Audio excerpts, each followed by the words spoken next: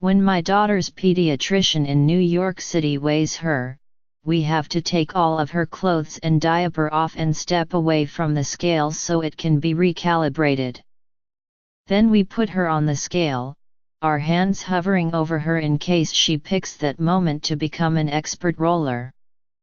Her weight, down to exact ounces, flashes in red on the screen and gets recorded in the computer. We recently came to Mumbai for a few months, and at our daughter's 5-month introductory well visit here, the pediatrician placed her down, fully clothed, on his scale, looked at the weight, picked her back up and handed her to me.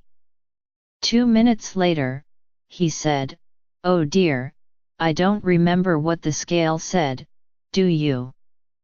"No," I panicked. 6 kilos and either 0.68 or 0.78, but I don't remember exactly. Should we do it again? And shouldn't we remove her clothes and diaper? He brushed me off and simply said, "Yes, I also thought it was over 6, so she's a good weight."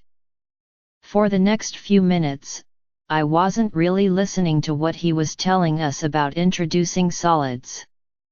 My mind was on her weight. How would I know exactly how much she had gained, whether everything was on track, what percentile she was now in, and how I was succeeding as a parent? "She's fine," the doctor said.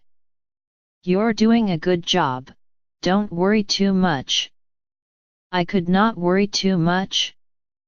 That was an option. I had my daughter while we were living in Brooklyn, the competitive parenting capital of the world. Parenting is hard enough without having one woman in a mother's group suggest importing organic formula from Norway while another, baby clutched at her breast, gasps that we could even consider feeding our babies formula. When buying my baby's first bassinet before she was born, I made the mistake of asking my online mothers group for recommendations. I got flooded with responses and links and Amazon reviews, and my post quickly devolved into a fight between the CO sleepers and non-CO sleepers. I finally settled on an expensive bassinet, because when you get anxious about child rearing, you can be tricked into assuming that more expensive means better, and then, once it arrived, spent days worried that I had made the wrong decision. The bassinet we got worked perfectly well, but just as we were starting to get full nights of sleep and an occasional night out, we got on a plane and flew across the world to India and landed at the airport at 1 a.m. It was bustling with families waiting for loved ones and babies and children of all ages running around excitedly with no concept of a bedtime. From the minute we arrived in India, I had to let go. I had to stop worrying because I couldn't worry anymore. It is impossible to worry about everything I might need to worry about in India: contaminated water, mosquitoes that may carry dengue or malaria, traffic that often follows no rules. Against all of that, did it really matter if my daughter had gained 3 ounces or 5? The next day, in Mumbai, I went to a fancy baby shop to buy cribs, ready to spend a few hours weighing the pros and cons of various options. With the baby strapped to me in a carrier and an iced coffee in my hand, I marched into the shop and said, "I'd like to see your options for cribs, please." "This one," the salesperson said.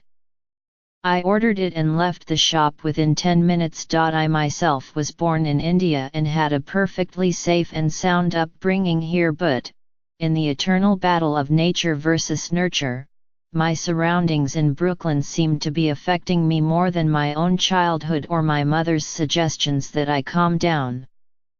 Her advice was impossible for me to hear in my New York environment, surrounded by my fellow mothers whose days are ruled by feeding apps.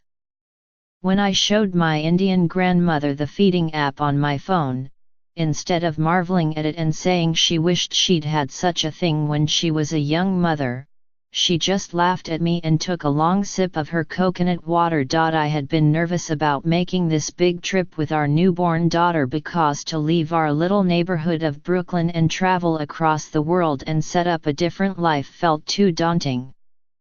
Babies are challenging. In a cruel failure of evolution, adults require 5 hours of uninterrupted sleep in order to function, and newborn babies need to feed every 3 hours. They say babies thrive on routine, and I had just begun to find mine in Brooklyn, but it was a perfectly crafted rhythm with no space for deviation or change. I have the luxury of working from home, so I was feeding her as soon as the baby feeding app beeped, and I put her down for naps at exactly the same time every day. My baby, who loved 22 out of the 24 hours it took us to get to Mumbai, doesn't seem to be too bothered about her routine being disrupted so far. She loves all the people in India and reaches for them faster than I can swoop in and force them to cover themselves with antibacterial gel. She's had a stomach upset already but didn't seem nearly as troubled by it as I was. We went out to dinner with friends who have a 7-month-old, and both babies stayed awake for part of the dinner and then fell asleep in their strollers.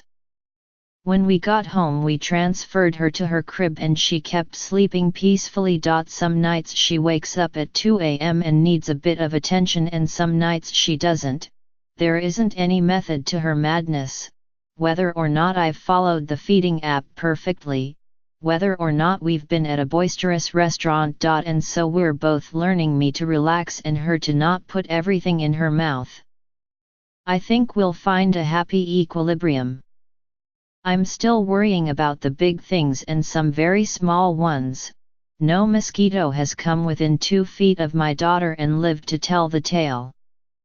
But I've found much more mental time for actual enjoyment now. I don't claim to have discovered the secret to parenting, except, perhaps, just one: there is no secret to parenting.